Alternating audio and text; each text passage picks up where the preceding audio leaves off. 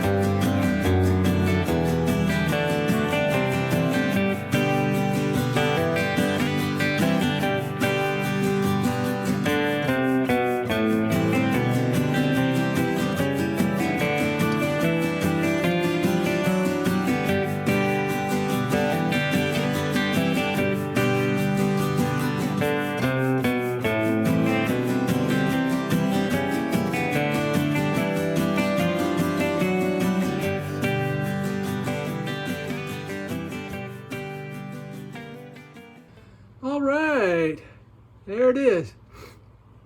I'll have to wait till my wife comes and helps me lift that one up because it's too heavy for one person. But that's what it looks like. I'm gonna do away with my kohlrabi. I'm gonna grow just my kohlrabi inside my grow room. This area here is out in my shop. I'm expanding. But I'll be able to put 2 more tubs here, and I'm going to grow some kale, and I'll hook some lights up like that. So that's the plan.